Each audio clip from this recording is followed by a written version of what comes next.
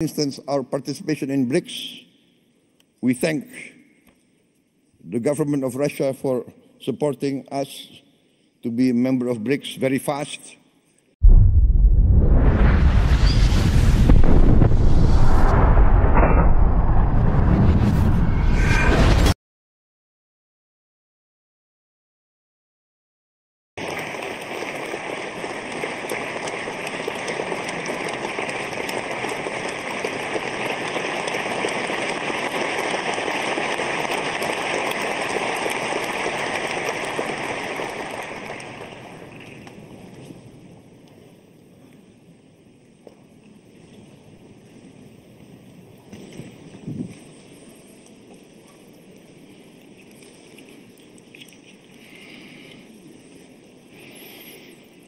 Good evening, everyone.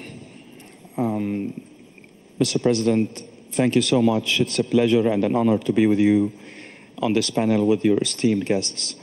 If anything, the St. Petersburg International Economic Forum is again and again proving itself as a pivotal platform for the discussions around global economy, global trends, and geopolitics. So there is no better time than now than being here and discussing what we are going to discuss after listening to these speeches, one by you and the rest by your esteemed guests. Thank you again. Thank you so much. And this is a very interesting panel if you look at the structure of the panel. We have China, we have Indonesia, very important country from the ASEAN, we have Russia, we have Bahrain, a very important and vibrant GCC country, and then we have South Africa, which is a founding member of the BRICS.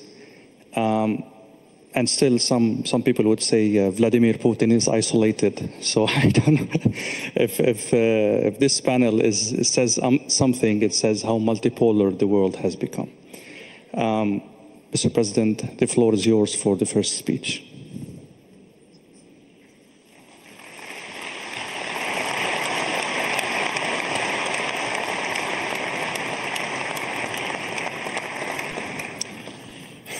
Уважаемый господин Прабова Субианто, Ваше Высочество шейх Насер, уважаемый господин Дин Сюасян, уважаемый господин Пол Машетили, дорогие друзья, дамы и господа, приветствую всех участников и гостей 8-го Петербургского международного экономического форума. Его формат традиционно предполагает предметные, содержательные дискуссии по самым актуальным темам. И мы рады, что к их обсуждению на площадках форума присоединились представители 140 стран и территорий. В нынешнем году в числе таких тем, они все важны, ну, как в таких случаях коллеги говорят, в числе дискуссионных треков, качество роста в условиях многополярного мира и больших вызовов. А это тектонические изменения в глобальной экономике и демографии, включая динамику населения планеты, социальные, общественные и геополитические противоречия, которые дают о себе знать кризисами, региональными конфликтами, которые стремительно вспыхивают с новой силой, и мы видим это, к сожалению, сегодня на Ближнем Востоке. Наконец, это изменение климата и острые экологические проблемы, требующие ответа. И, конечно, переход к новому технологическому укладу, основанному на цифровых платформах, искусственном интеллекте и автономных системах, способных принимать решения даже без участия самого человека. Вопрос в том, как сделать так, чтобы позитивные технологические изменения распространялись повсеместно, чтобы новые цифровые технологические решения были доступны, позволяли странам и регионам, городам выходить на новый уровень развития, прогресса, подниматься вверх, добиваться того, чтобы эффект от технологического прорыва приносил благо, пользу всем, включая изменение структуры общества, снижение уровня бедности и повышение качества жизни. а также равные возможности для каждого человека получать знания, которые помогут ему раскрыть свой потенциал. То есть, чтобы был реализован фундаментальный принцип справедливости. В ходе своего выступления остановлюсь на том, какие задачи стоят перед нашей страной, перед Россией в этих сферах, что мы делаем для их решения вместе с бизнесом, научными и общественными объединениями, а также о том, какие предлагаем подходы, чтобы поддержать экономический рост не только в нашей, но и создать совместные механизмы глобального и регионального развития в партнерстве с дружественными нам странами. Начну с текущего состояния российской экономики.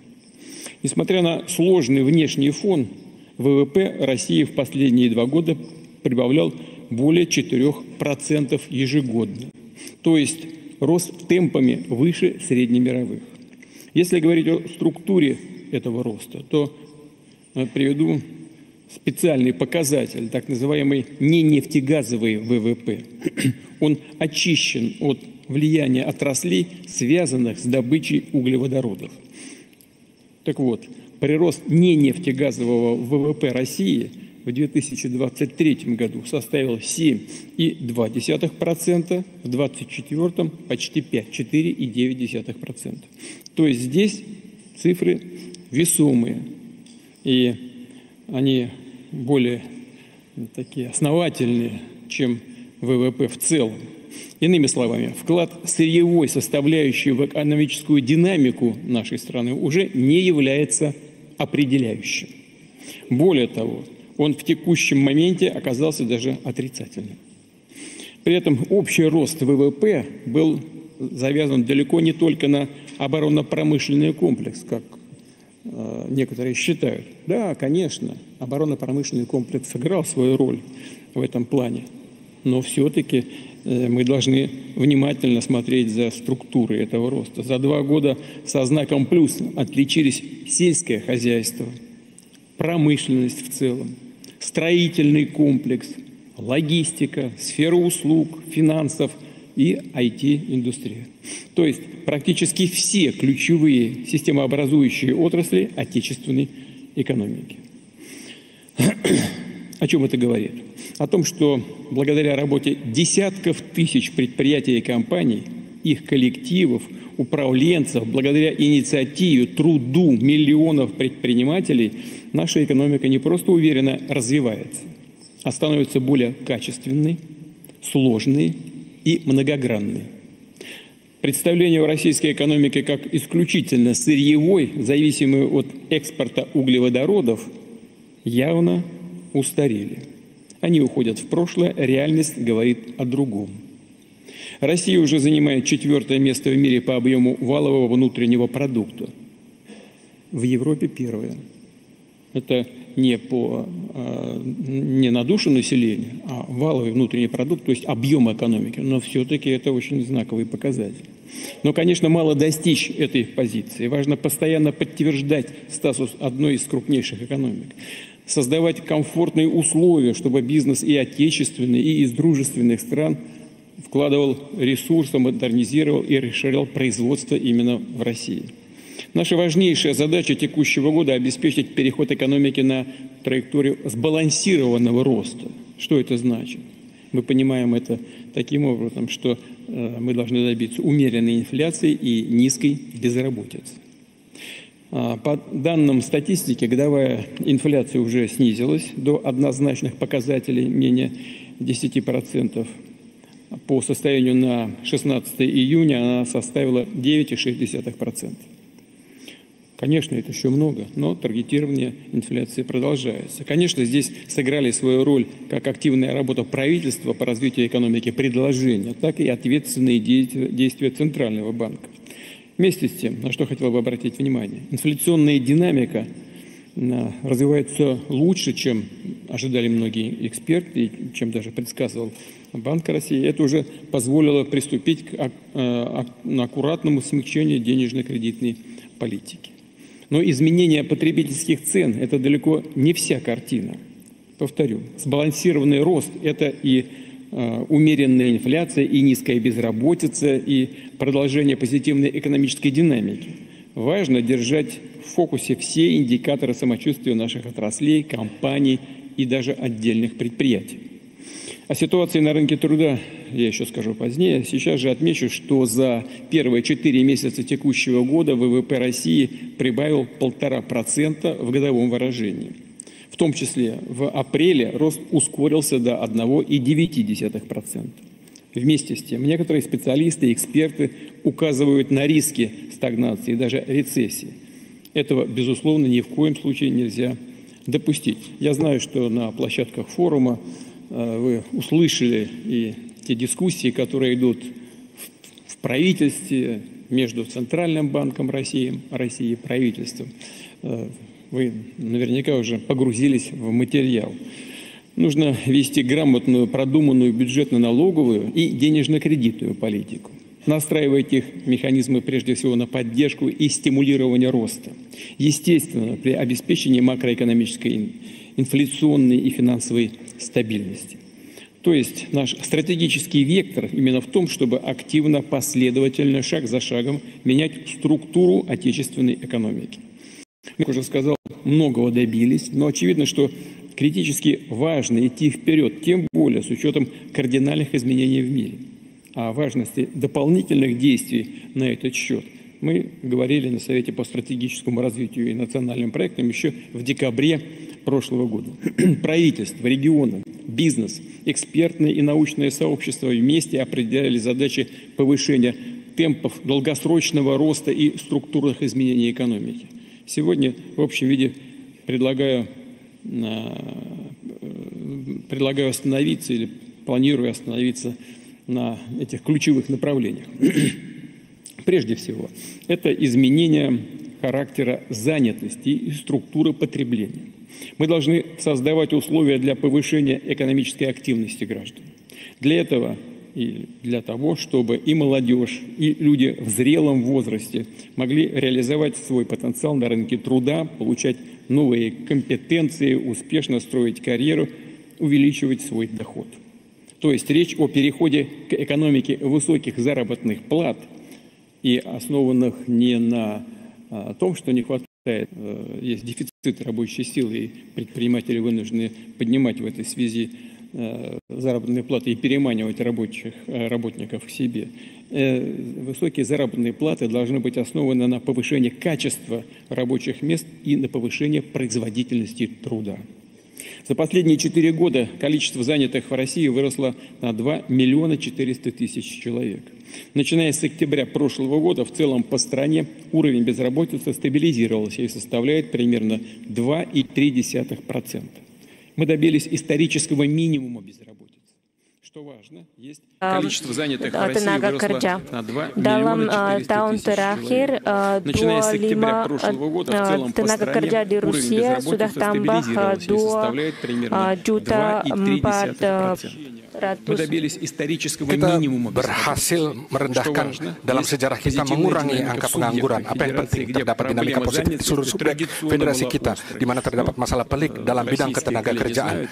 Kolega kita di Rusia tahu bahwa di sini, di Kaukasus Utara, ada pengurangan tingkat pengangguran. Misalnya, kira-kira 2 kali lipat. Ini adalah indikator yang baik.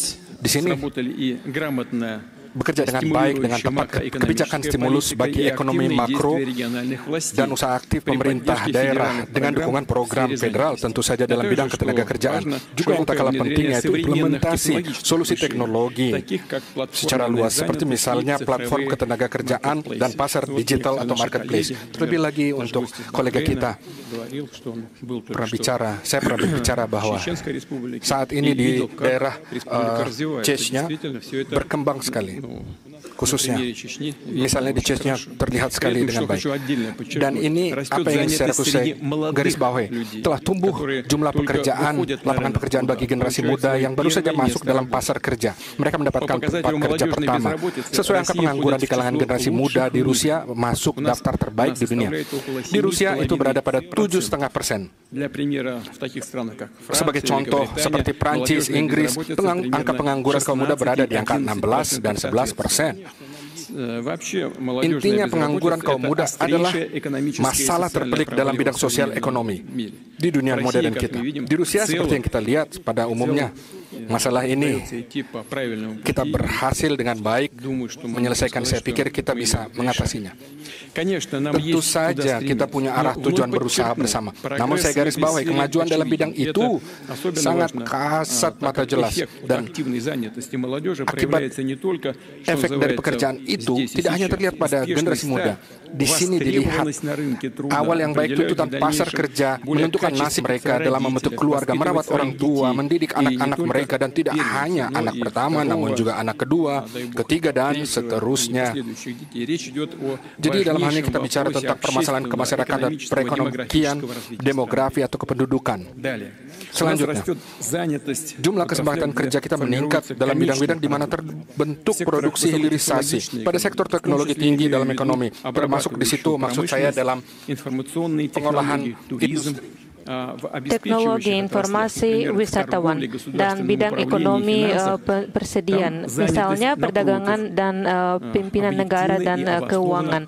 Jumlah tenaga kerja di bidang itu turun secara objektif dan berdasar. Saya pikir semua orang tahu ini tendensi yang sangat bagus. Misalnya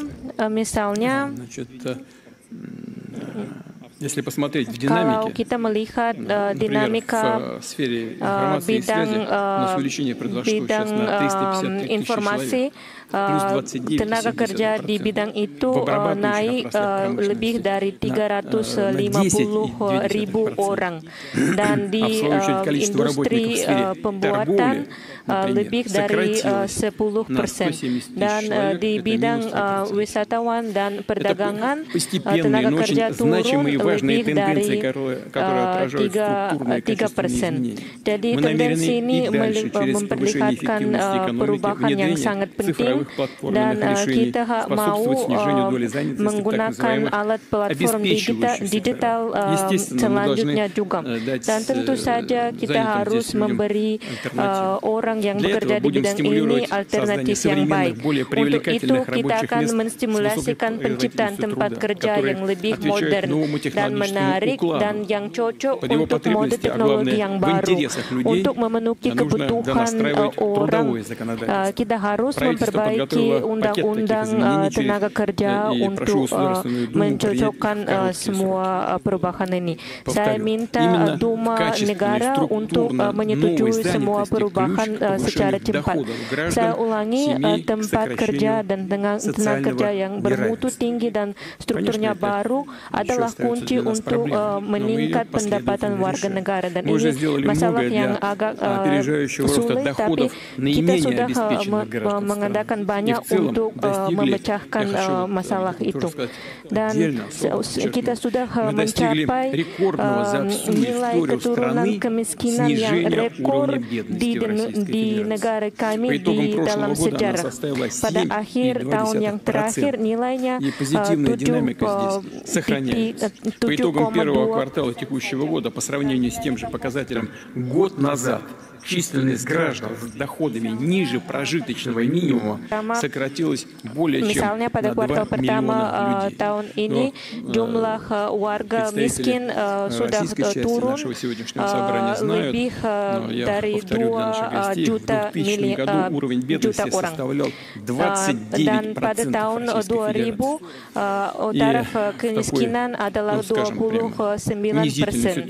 Dan ini adalah keadaan kepada lebih dari 42 juta orang. Dan tahun terakhir pada tahun 2024 sudah ada 7,2% saja, atau 10,5 juta orang. Jadi kita mau mencapai hanya kurang dari 7% orang miskin sampai tahun 2030. Dan yang paling penting meningkatkan semua pendapatan orang berdasar pada produktivitas tenaga kerja. Dan nilai pendapatan di Rusia sudah meningkat lebih dari 40% pada tahun 2021 sampai lebih dari 43% di tahun yang lalu. Saya menambahkan bahwa pada tahun ini di kesempatan forum kita saat ini telah resmi muncul rating pemeringkatan lembaga pendidikan di Rusia dalam hal level ketenagakerjaan dan upah serta gaji para lulusannya. Rating ini memungkinkan kita melihat profesi apa saja yang paling banyak dibutuhkan dalam pasar kerja, lembaga pendidikan mana saja yang bisa memberikan pengetahuan dan keahlian terbaik yang dibutuhkan di pasar kerja pada saat ini. Rating seperti ini adalah salah satu dari indikator utama efektivitas tim manajerial lembaga pendidikan. Saya mohon agar pimpinan kementerian terkait dan para kolega baik di tingkat pusat maupun di daerah untuk memberikan perhatian khusus terkait ini, menggunakan rating ini sebagai alat instrumen pengaturan dan kontrol dengan perubahan pada bidang pendidikan dan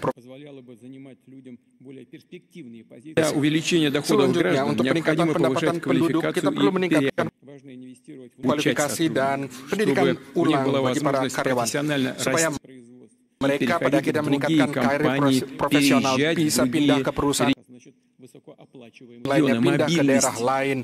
Mobilitas itu penting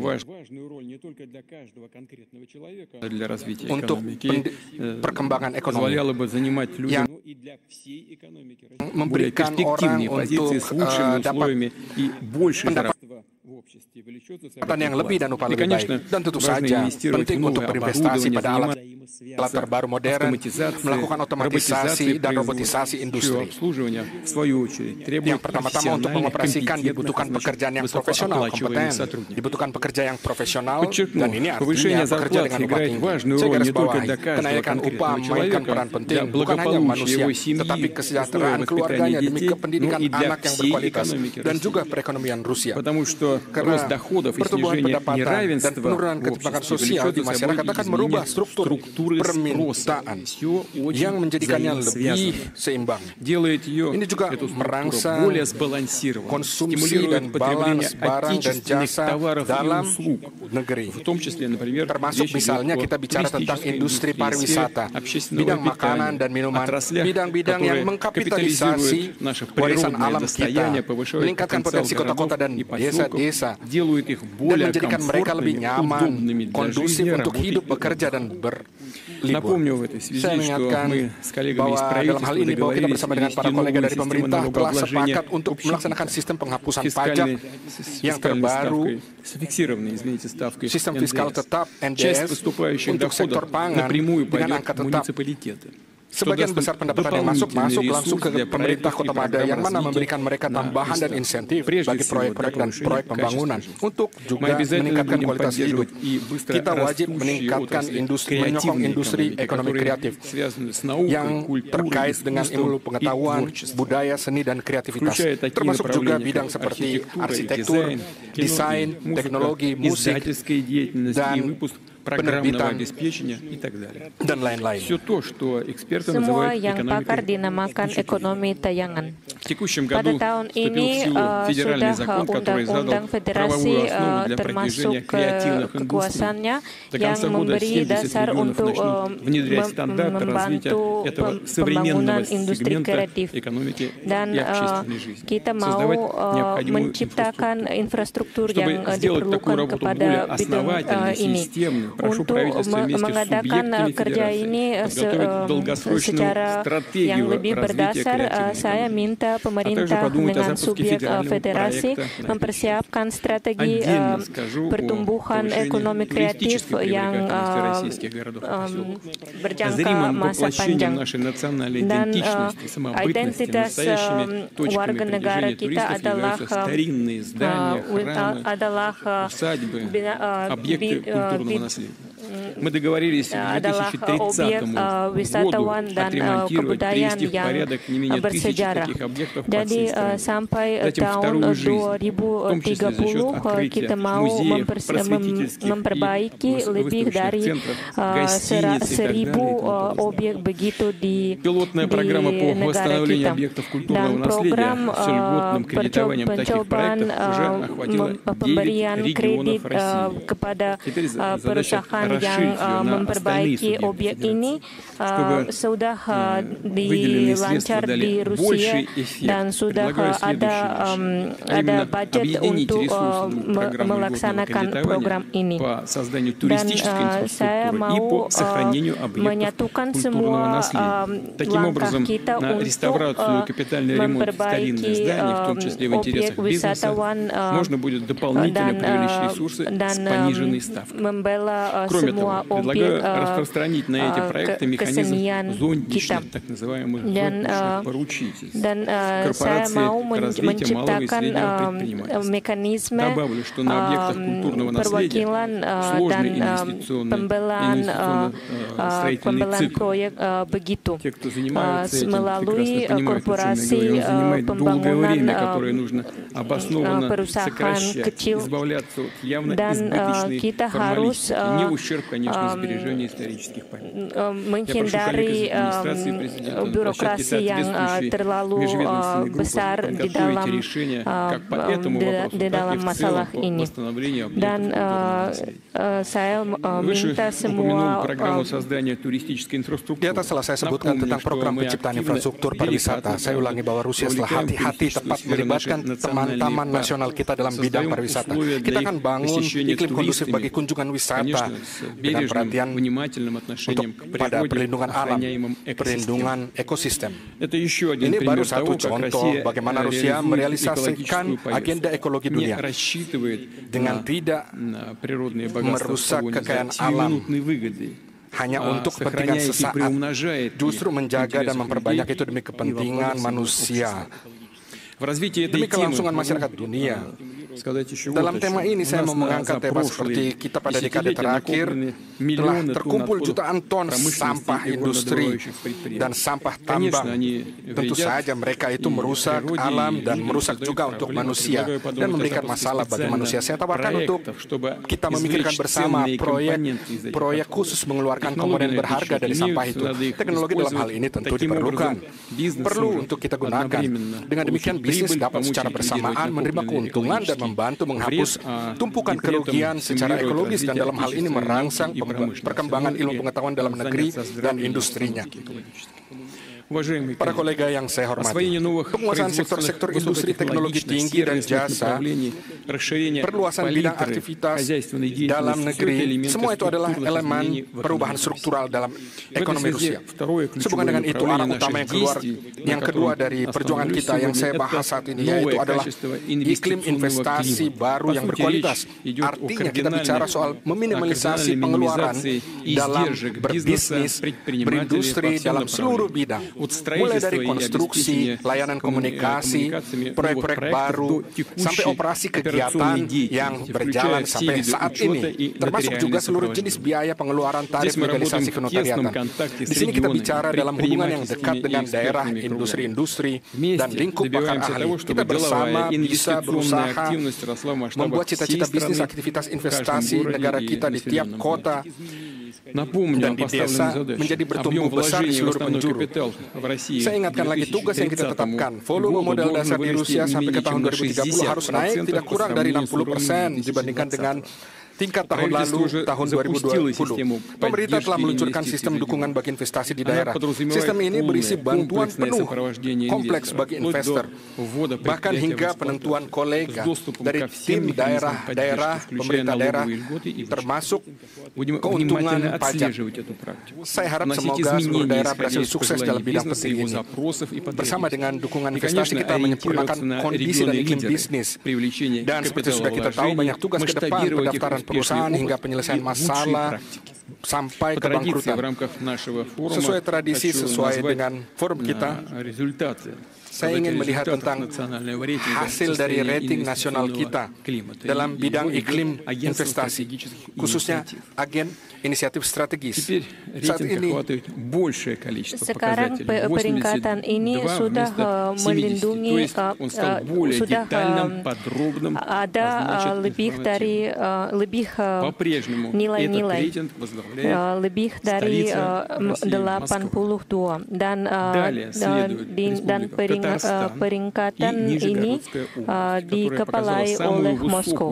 Selanjutnya Republik Tatarstan dan wilayah Nizhny Novgorod.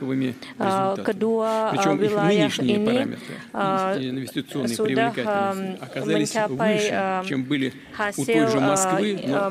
hasil penanaman modal yang baik, hampir sama dengan Moskow. Ini menggambarkan keadaan bahwa iklim penanaman modal menjadi lebih baik di wilayah. Di tempat ketiga terletak Republik Bashkortostan, dan dalam tahun terakhir lebih dari 57 wilayah Rusia sudah meningkatkan nilai-nilainya di dalam peringkatan ini. Dan saya mau menggarisbawahi beberapa wilayah sepertinya Chelyabinsk, Tver, Smolensk, Kaluga, Voronezh, Saratov, Sakhalin, wilayah kota-kota itu. Terima kasih.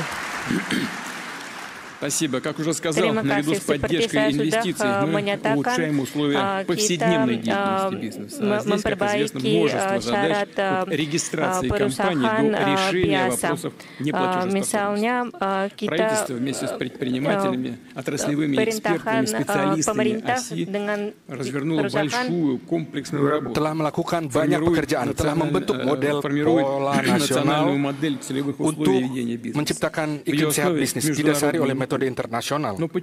Saya garis bawahi, sesuai dengan spesifikasi kita dan cita-cita pertumbuhan nasional kita yang kita tentukan, model ini harus sudah siap sudah pada bulan September tahun ini. Kita bicara tentang apa? Tentang perubahan yang konkret, yang jelas bagi dunia bisnis dan terasa yang bisa diukur. Misalnya, pada tahun 2030, hampir 2 kali lipat bisa dikurangi. Misalnya untuk tenggang waktu penggabungan ke jalur listrik, atau lebih dari 1,5 kali untuk menghemat waktu yang dihabiskan untuk persiapan dan memasukkan aplikasi dalam pembayaran pajak. Orientasinya untuk model nasional agar pada tahun 2030 nanti Rusia menjadi masuk daftar 20 negara terdepan dunia dalam bisnis dengan mempertimbangkan metode internasional ini. Misalnya ini juga akan berguna bagi masyarakat kita dan partner kita dalam rangka BRICS. Yang paling penting agar iklim bisnis kita memberi kesempatan memperluas dan menguatkan dasar ekonomi kita menjadi lebih kuat. Dan dalam hal itu secara dinamis juga dan meningkatkan tujuan dengan jelas untuk peningkatan produk barang dan jasa. Pergerakannya seperti dalam pasar domestik dan dalam pasar ekspor. Saya garis bawahi bahwa kekuatan daya saing dalam negeri, industri pertanian, bidang jasa, dan banyak bidang lainnya harus didasarkan dalam teknologi dalam negeri kita sendiri. Itu adalah jalur ketiga untuk perubahan struktural ekonomi kita. Ekonomi kita harus menjadi lebih berteknologi. Dan itu bukan hanya harapan. Ini adalah tuntutan yang penting objektif. Pada saat ini, panggilan atau tantangan pada saat ini yang harus kita lakukan adalah kita harus menjadi lebih kuat. Kita sudah melihat di depan mata kekuatan besar untuk melakukan membuat era baru perubahan teknologi.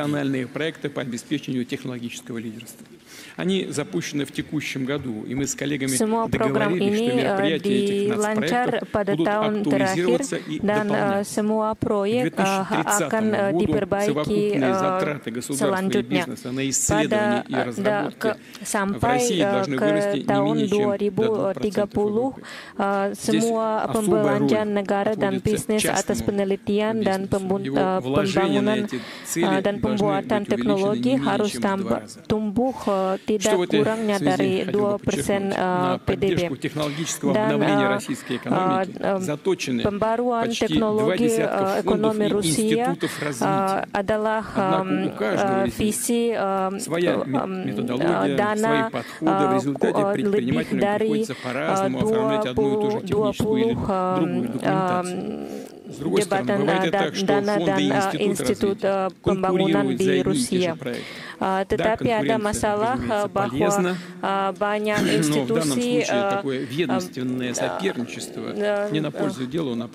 mau mendapat proyek yang sama di dalam bidang teknologi ini. Jadi tidak lama masa yang lalu kita sudah menciptakan grup kerja yang khas untuk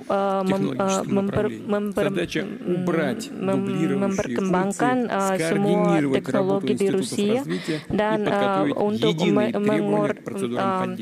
mengordinasi semua langkah institusi yang bermacam-macam di Rusia. Dan dalam 2 tahun yang terakhir ada banyak permintaan dari perusahaan untuk membuat teknologi baru sepertinya teknologi komputer, perobatan, dan yang lain. Tetapi yang penting tidak membuat alat yang baru, tapi juga mengeluarkan dan memasukkannya ke masyarakat. Jadi pemerintah akan mengontrol proses ini sendiri. Saya tambahin, ini menurut saya penting agar pemerintah menyiapkan laporan tahunan khusus tentang dinamika perkembangan teknologi Rusia, di mana di situ termasuk akan dinilai tingkat terbaru kedaulatan teknologi nasional kita dan solusi yang terdepan dalam menuju kekuatan teknologi, dan juga tempo implementasinya dalam bidang-bidang ekonomi. Sayangnya, tingkat saat ini, tingkat komersialisasi, penemuan ilmu pengetahuan alam dan di bidang universitas tidak begitu tinggi, dan itu harus didukung oleh kampus-kampus dan lembaga-lembaga ilmu pengetahuan. Hanya 1 penemuan dari 100 lembaga pendidikan. Itu sangat sedikit, tidak cukup, dan diperlukan tindakan yang lebih aktif di antara lembaga pendidikan, institut, dan dunia bisnis. Harus mendukung satu sama lain. Program universitas industri ada di Rusia dalam rangka dunia bisnis yang berpengalaman telah bekerja sama dengan para mahasiswa yang berspesialisasi dalam bidang-bidang tertentu, menyiapkan solusi teknologi dan produksi teknologi. Pada hasil yang pertama-tama yang sudah ada dalam proyek ini telah diundang lebih dari 270, diberikan 270 juta rubel untuk melakukan program ini, dan pada tahun ini jumlah kampus telah meningkat 2 kali lipat. Saya memohon kepada pemerintah untuk memikirkan untuk memperbesar mekanisme ini untuk melakukan kerjasama dalam seluruh tingkat, mulai dari penciptaan ide proyek sampai realisasi bisnis. Yang penting juga di sini mereka harus meningkatkan atau membantu meningkatkan pasar IT, khususnya untuk memperluas kemungkinan untuk melakukan kredit melalui paten dan juga tanda paten. Mereka harus menjadi realitas untuk dunia bisnis yang membantu untuk mengimpuls dunia bisnis untuk pembangunan industri IT. Ini adalah melebihi sebanyak 12% daripada tahun yang terakhir. Kita akan mendukung merek Rusia yang baru. Misalnya dalam sebulan di Moskow ada kontes yang terkenal sebagai kenal orang-orang kita. Kebanyakan aplikasi untuk mengikut kontes ini adalah datang dari perusahaan yang kecil dan banyak perusahaan sekarang menjual produknya di marketplace.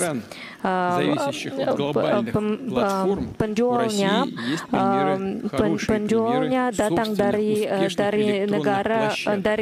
wilayah negara bermacam-macam dan dari luar negeri juga. Ini pencapaian yang sangat besar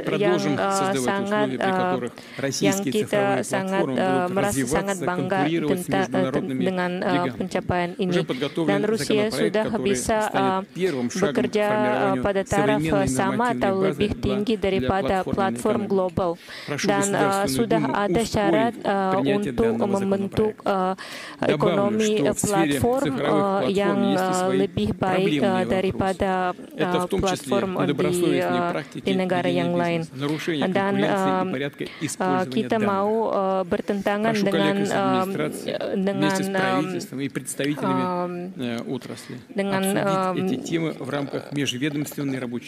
kita mau berlangsung berbicarakan masalah-masalah yang ada di dalam bidang ini di Duma negara, dan pada waktu sama kita mau bekerja lebih banyak dengan bidang perdagangan offline juga. Dan sekarang kita mau memperbaiki bidang perdagangan tradisional juga, dan tetapi sekarang yang paling penting itu menyesuaikan syarat perusahaan dengan kebutuhan ekonomi platform. Dan kita harus mempergunakan semua kemungkinan ini kepada perusahaan kecil. Jadi saya minta pemerintah untuk memiliki platform negara, termasuk garansi korporasi internasional, korporasi UMKM. Lalu, tentu saja solusi yang terbaik termasuk solusi digital perlu kita implementasikan untuk memperkuat perdagangan luar negeri. Maksudnya di sini untuk bidang logistik, garansi, asuransi, pembayaran, dan sistem pembayaran. Kita sudah memiliki komisi bersama untuk bekerja untuk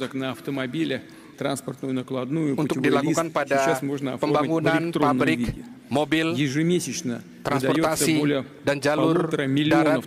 Sekarang sudah ada dalam platform elektronik.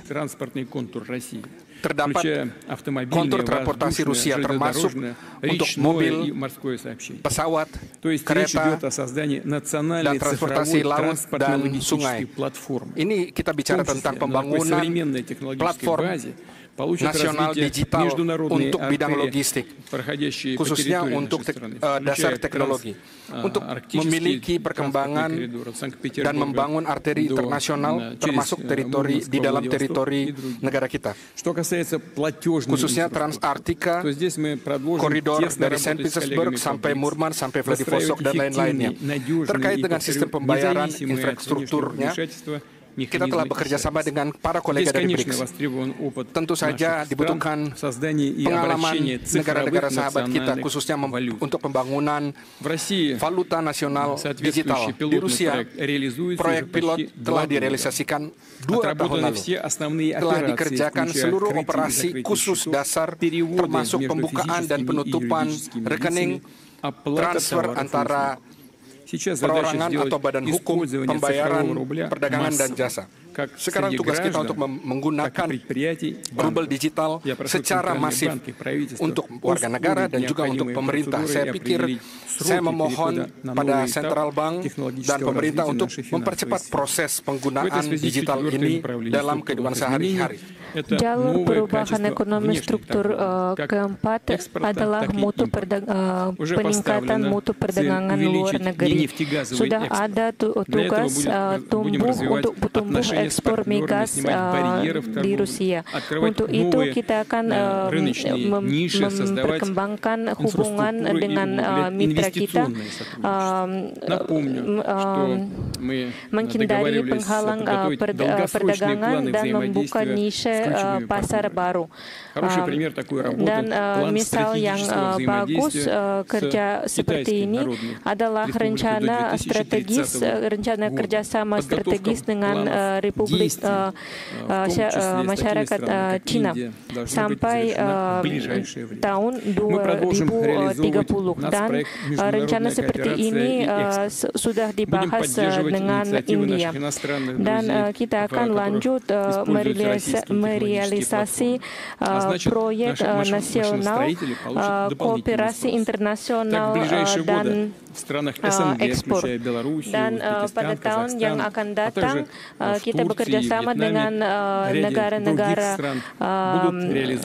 negara-negara dekat kita, yaitu Belarusia, Uzbekistan, dan Kazakhstan, dan juga di Turki dan Vietnam. Dan kita akan mengadakan proyek besar di bidang energi, termasuk energi nuklir dan industri pembuatan.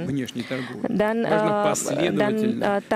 tambahannya ekspor yang non migas itu adalah hanya bagian yang kecil dari tugas perdagangan luar negeri kita.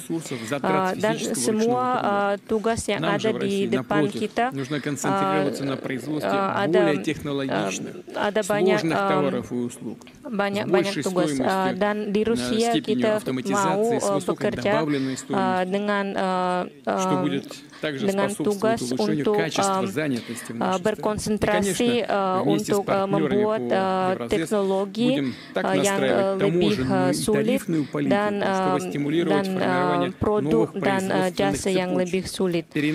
Dan kita mau memindahkan pembuatan teknologi yang lebih sulit ke negara kita. Dan syarat ini akan membantu membuat saya tugaskan pemerintah bersama untuk melakukan pekerjaan konkret kita dalam bulan-bulan depan ini. Kolega yang saya hormati, keuangan infrastruktur adalah sektor real dalam ekonomi Rusia. Dan dibutuhkan kecepatan dan tanggapan yang cepat terhadap ancaman luar dan kebutuhan dan perubahan pemerintahan untuk warga negara kita dan bagi partner luar negeri kita. Pendekatan ini secara penuh kita lakukan bukan hanya untuk warga negara, sektor warga negara, tetapi juga ke sektor pertahanan dan keamanan. Dan secara kardinal, perubahan di sini adalah arah kelima dari pembaruan ekonomi kita dan secara umum perkuatan kedaulatan kita. Prinsip kunci di sini adalah pertama, teknologi dalam seluruh tahap dari pengolahan dan industri logistik, pembelian dan jaminan sektor-sektor terkait. Kita perlu menganalisa dan menganalisa inovasi teknologi dalam seluruh sektor dan dengan cepat mengimplementasikan dalam bidang pertahanan keamanan. Di mana dimungkinkan kita harus juga menghubungkan dengan sektor warga negara. Saya katakan lebih dari itu. Kita harus pergi keluar dari kotak kita, khususnya untuk mengembangkan sektor industri, kompleks pertahanan keamanan dan segmen warga negara yang harus memiliki dua fungsi. Kita tidak perlu terlalu banyak memikirkan yang lain. Yang dibutuhkan dalam bidang logistik, laut, dan udara, untuk kedokteran, peralatan kedokteran. Kita perlu keluar dari pembagian perusahaan, pembagian konsep perusahaan pertahanan keamanan dan perusahaan biasa. Situasi ini berkembang bahwa ini lebih bersaing. Teknologi tinggi dan holding teknologi tinggi harus bisa memutuskan masalah khususnya dalam bidang pertahanan keamanan dan bidang kemasyarakatan. Yang kedua itu kecepatan perubahan itu sendiri. Leader bisnis dunia, khususnya perusahaan-perusahaan kita di Rusia, waktu demi waktu merealisasikan produk mereka untuk mengurangi waktu produksi dan bahkan dalam bulan, hitungan bulan. Bukan hanya bulan tetapi dalam hitungan minggu dan bahkan hitungan hari. Bidang pertahanan keamanan harus berorientasi khususnya untuk standar itu. Yang ketiga adalah kemudahan untuk berubah. Ini kita bicara tentang peningkatan peran para komandir atau kepala staf militer kita untuk industri militer kita, khususnya untuk pengambilan keputusan untuk implementasi teknologi. Justru saya pikir para kolega kita, khususnya dalam seluruh sektor, saya pikir semua setuju dengan pendapat saya. Kita perlu agar semua ini bisa dilakukan dengan cepat. Yang keempat, efektivitas ekonomi, langkah untuk memastikan keamanan dan pencapaian tujuan penyelamatan negara. Misalnya, penggunaan sistem pengawasan dan kontrol dengan penggunaan kecerdasan buatan yang memperbolehkan menurunkan justru jumlah pelanggaran di Moskow dan alat yang tanpa pemudi yang agak murah dan penggunaannya untuk melawan alat militer yang sangat mahal dari lawan Rusia. Seumumnya industri militer kita berkembang dengan tempo yang sangat baik, dan saya akan mau menggarisbawahi bahwa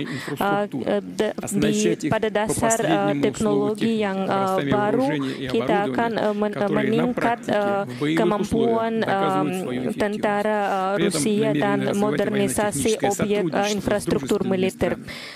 Dan pada waktu sama kita akan bekerja sama dengan negara-negara mitra dan sahabat kita untuk mempersiapkan tenaga kerja dan pabrik dan infrastruktur industri yang diperlukan bersama.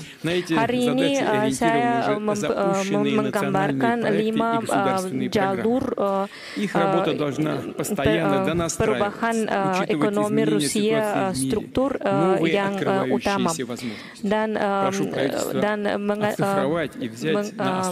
pelantikan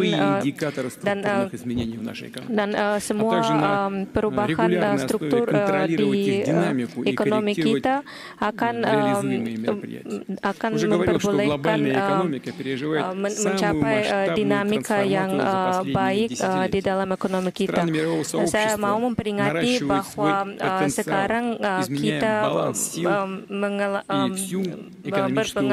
berpengalaman perubahan yang paling besar di dalam sejarah kita. Kalau pada awal abad 21 ini semua negara BRICS merupakan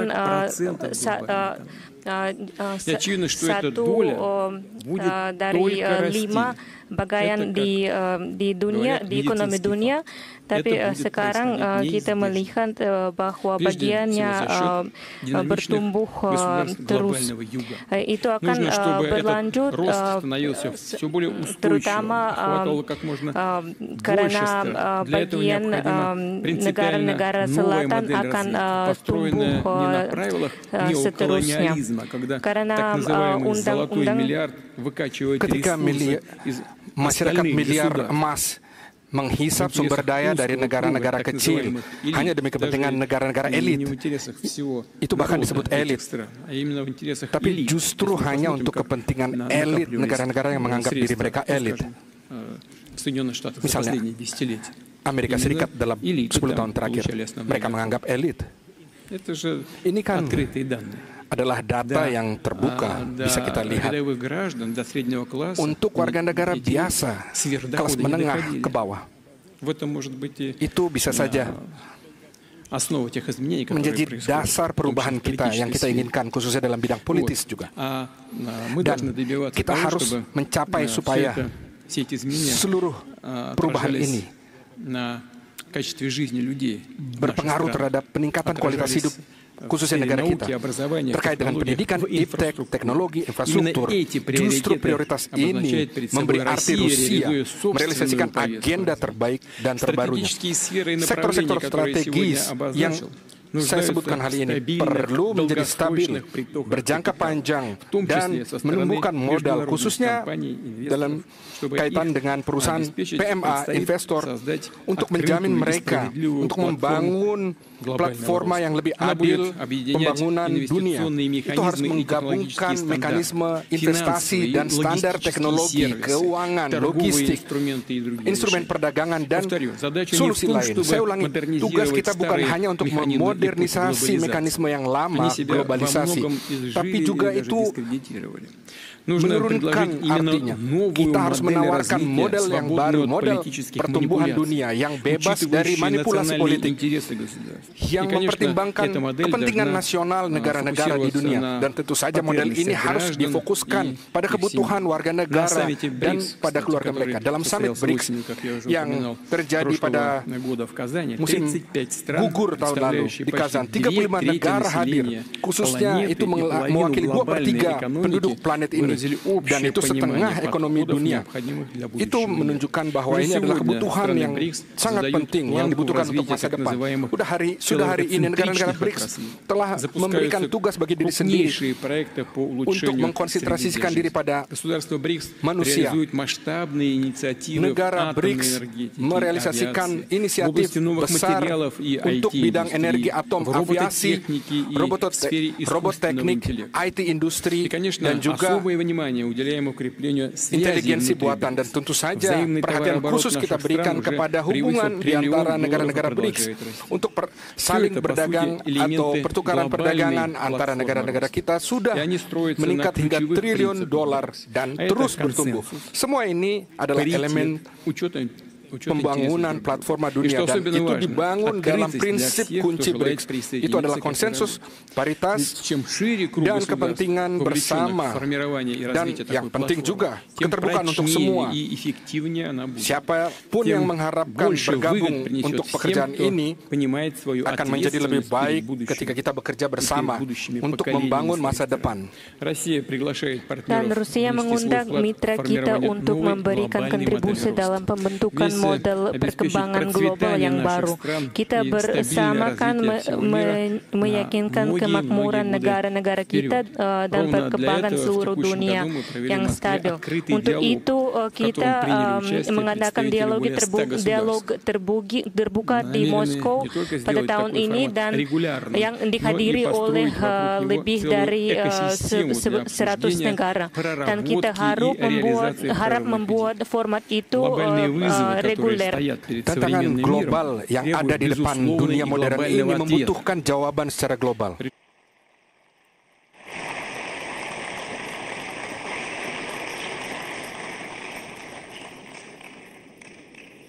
Mr. President, thank you so much for the speech that actually set the stage for a very interesting debate. After the rest of the speeches, I give the floor to the President of the Republic of Indonesia, Prabowo Subianto.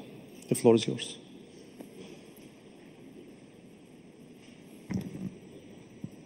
Your speech.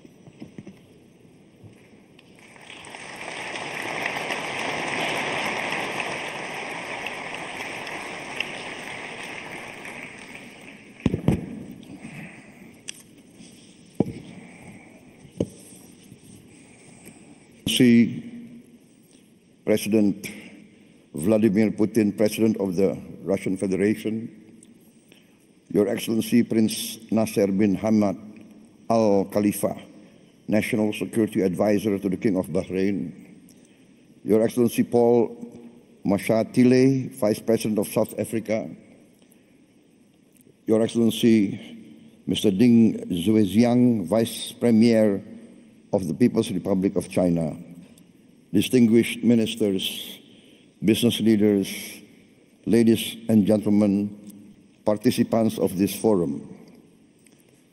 I'm honored here today to be invited and to speak in this forum, the St. Petersburg International Economic Forum 2025.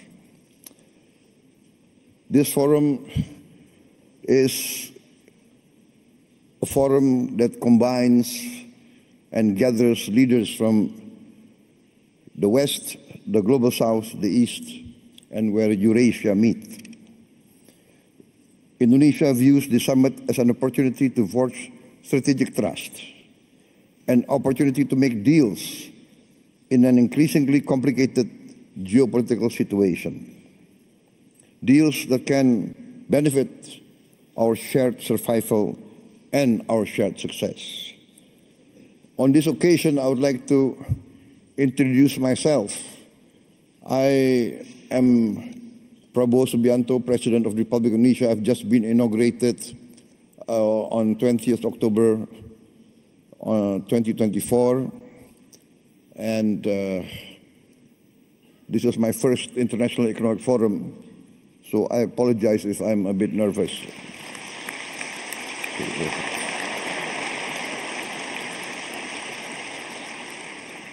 Indonesia is the fourth largest country by population. Every year, there are 5 million new Indonesians arriving in this world. Every year, 5 million. That means every year, a group of people the size of Singapore. So in 10 years, there will be 10 Singapores in Southeast Asia. The size. I give this as an illustration of the size of Indonesia. This gives us great opportunity, but also gives us great challenge. Any leader of Indonesia must think how to feed 5 million more mouths every year, 5 million new school places, etc., etc. The hospitals, and more important and most important is the food. In my opinion, the duty of a government is first to protect its people. And to protect its people means to protect its people from hunger and from poverty and from the suffering of a challenging environment. Therefore, when I took over the government of Indonesia, my main priority was first to achieve self-sufficiency in food. Number two, self-sufficiency in energy. Number three, to improve the education level of Indonesians to be able to compete in the challenging era of the 21st century. And fourth, to speed up the industrialization of Indonesia. Indonesia has been fortunate in being given by the Almighty Lord vast economic resources. Vast economic resources. But these vast economic resources, if not wisely managed, actually can be a curse to our people. We have vast forests, we have vast minerals, we have a lot of commodities that are useful for the world. But this has to be managed well. And therefore, in my opinion, every country needs its own economic policy and its own economic philosophy. One of the big mistakes of many countries in Southeast Asia is that we tend to always follow the biggest and the most powerful power in the world. In the last 30 years, we see the dominance of the neoliberal capitalist classical free market philosophy, which basically tends to be laissez-faire. And the Indonesian elite followed this philosophy. And therefore, in my opinion, we have not managed to create a level playing field for all our people. There is vast growth. We have grown 5% continuously, especially the last 7 years. Yes, 35% in 7 years. But we have not managed to have this so-called trickle-down effect. The wealth remains at the top less than 1%. And this is not a formula for success, in my opinion. Therefore, my position is this, that each country must follow its own economic philosophy. The economic philosophy that is in tune and that can be accepted by each country's culture and each country's background. Therefore, I have chosen the path of compromise, the path of the best of socialism and the best of capitalism. Pure socialism, we have seen, does not work. It's utopia. Pure socialism, we see many chances and many cases people do not want to work. Pure capitalism results in inequality, results in only a small percentage enjoying the fruits of the wealth. But our path is the path of the middle way. We want to use the creativity of capitalism, innovation, initiative. Yes, we need that. But we need government intervention to overcome poverty, overcome hunger, to intervene and to protect the weak. Because there's a danger in developing countries like Indonesia of what we consider the danger of state capture.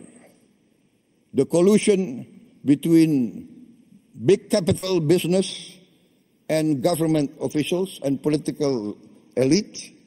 In the end, the collusion between these two groups does not result in the alleviation of poverty and the widening of the middle class. Therefore, We have chosen the philosophy which, in essence and in simplicity, can be reduced to one sentence. The greatest good for the greatest many. That is our philosophy. Our government must work to bring the greatest good to the greatest many. And in this case, we have to have a clean government, free of corruption. And this, I think, is the key of rapid development. I am proud to stand here before you. In my 7 months of administration, we have achieved an increase in rice and corn production of around 50%. And this is the greatest increase production in the aggregate in the history of the Republic of Indonesia. And we have now in our government warehouses 4.4 million tons of rice, which is the largest reserve in the history of the Republic of Indonesia. In just a few months of my administration, we increased efficiency, we fight very strongly against corruption, we deregulate, we cut all the regulations which increase inefficiency, and we have seen the rapid results. I believe that if Indonesia can play a good role, a positive role in international relations, for instance, our participation in BRICS, we thank the government of Russia for supporting us to be a member of BRICS very fast. I think we are one of the fastest members to be accepted in BRICS.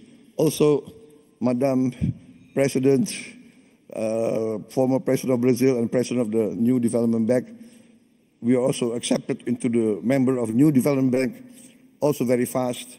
We thank also the government of China for supporting us and the government of South Africa.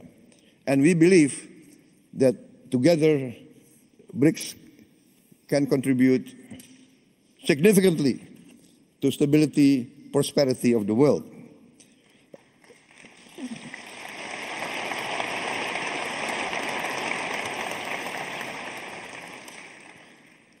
I would like just to tell us a slight story, not part of my speech, but I was asked why I did not attend the G7, but I attended the St. Petersburg Forum 25. And it's not because I did not respect the G7, it's because I gave my commitment to attend this forum before they invited me. So that's the only reason.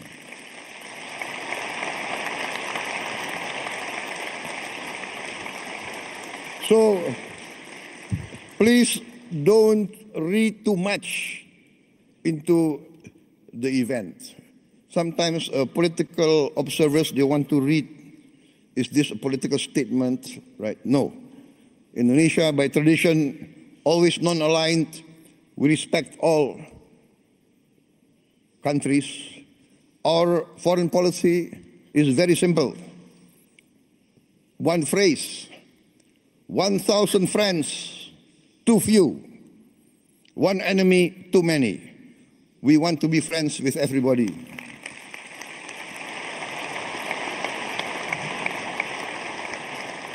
Only with friendship, collaboration, can we achieve prosperity.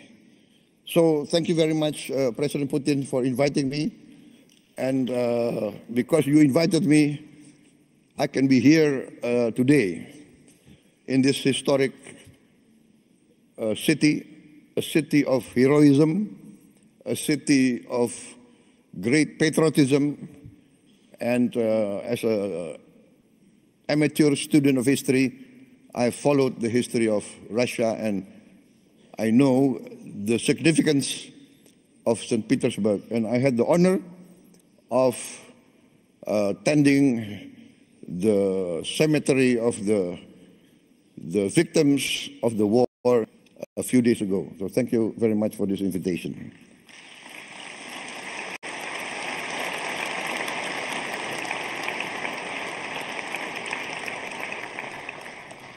For many times I have said in many forums that Indonesia has chosen the path of non-alignment.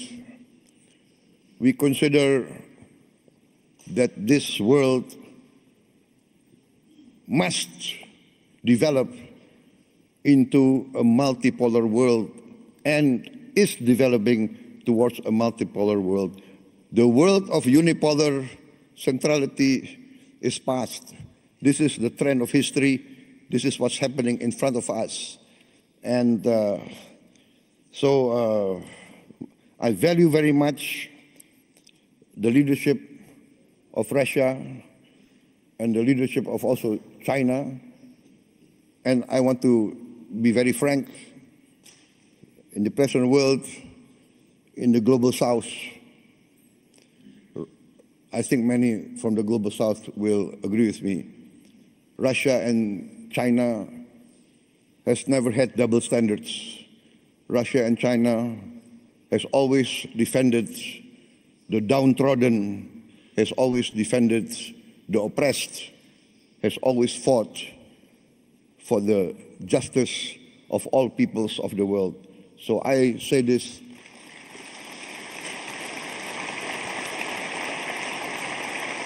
from my heart. Therefore, Indonesia wants to be a good partner and a strong partner. My experts tell me that in this first semester, our economic growth is more than 5%. Actually, it can really end up by the end of this year nearly 7% or even more. So this shows that we have chosen the right path and we are achieving our goals. I'm very convinced that we will achieve our goals within a few years. I've given the target 4 years self-sufficient in food, and we are experiencing that we can be self-sufficient in food within this 1 year. And we will be, in a few years, a net exporter of rice and corn. Also, now I've formed a sovereign wealth fund, which we call Danantara, which means the future energy of Indonesia. So this fund we make to protect the wealth of our children and grandchildren. The fund now has $1,000 billion of asset under management. And this year we have cash to invest of $18 billion. We want to work together with all strategic partners. We do not ask for assistance. We do not ask for handouts. We want to be a real partner. We want to achieve together real prosperity. We are open for business. We invite all groups from everywhere, especially Russian entities. Before I was elected, I was an entrepreneur, and I have good relations with Russian corporations. My brother has been active in this area for many, many years, I think more than 2 decades. So we know Russian corporations, and we would like to see Russia participate more in our economy. I've mentioned our foreign policy. We have always been and we will continue to be non-aligned. We thank Russia for helping us and for achieving the Indonesian-Eurasian Union CEPA, Comprehensive Economic Partnership Agreement. And we have completed also negotiations with other groups, Bloc CPTPP, also with the European Union CEPA, and we also request to join OECD. For us, the world and the planet is getting smaller. We will work together with you for peaceful collaboration, peaceful coexistence with all countries. We view with sincere regret the escalation and increase of conflicts around the world, especially in the Middle East, and we hope that all parties can come to a peaceful resolution as soon as possible. I think, distinguished guests, I've come to the end of my short speech. I apologize if what I say is not what is expected of me, but what I say comes from my heart. Thank you very much.